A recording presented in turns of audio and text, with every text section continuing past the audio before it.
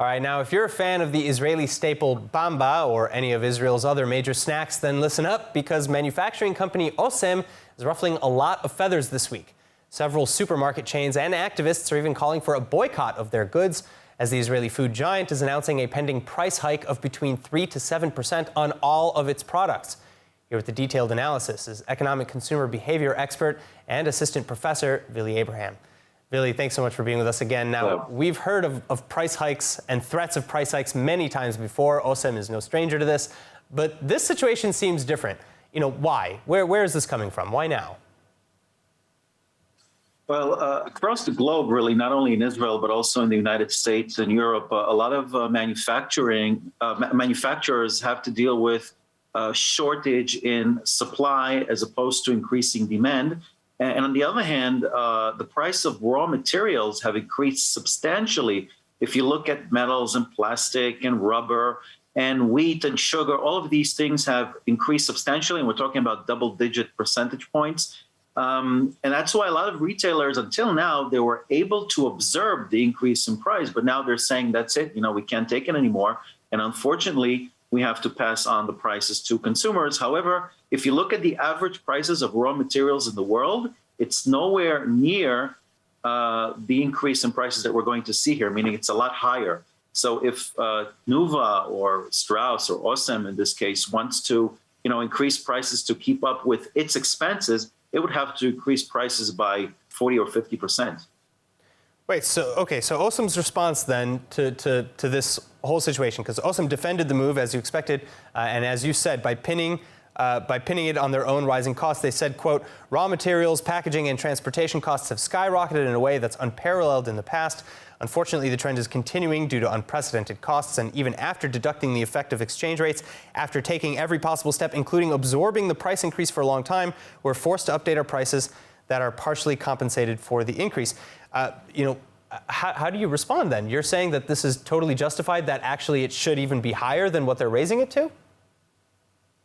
Well, no, I side with consumers. I don't think it should be higher. Things are expensive as it is, but I am saying that their response has a lot of truth to it, because there were lockdowns. There are still lockdowns in certain parts of the world, and some workers cannot go back to work because they haven't been vaccinated and they don't want to be vaccinated. So there's a shortage in employees. And those who do want to work or are willing to work, you got to pay them a lot more. There's this case, I think it was in Canada, where restaurants pay $65 an hour for anybody who's willing to wash dishes, because nobody's willing to do it.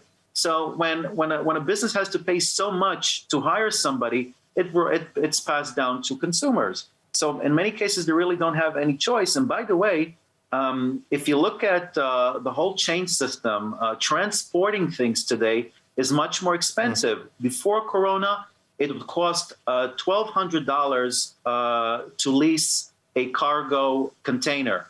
Today, it costs $20,000.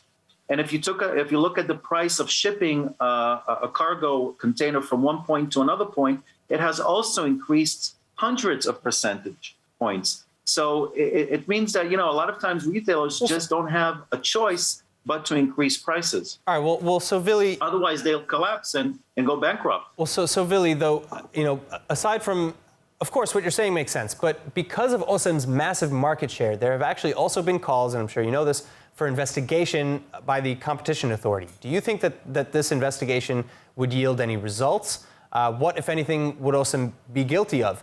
And if they're not guilty of anything, then are we going to see all of the other brands across the board starting to raise their prices as well? Well, that there were accusations regarding price fixing in relation to Rami Levy and his retail store.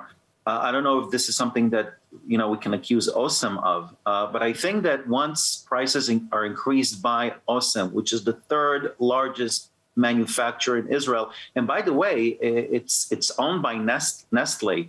And because Nestle is an international company, they're less sensitive to the concerns here in the Israeli public. It's an international company. They price their products based on cost.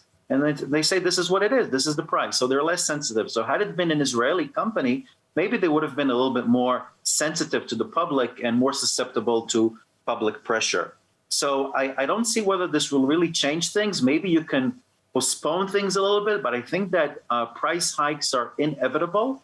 Although I'd like to share with you a recent report by the World Bank says that we're likely to see some stabilization in price hikes in 2022.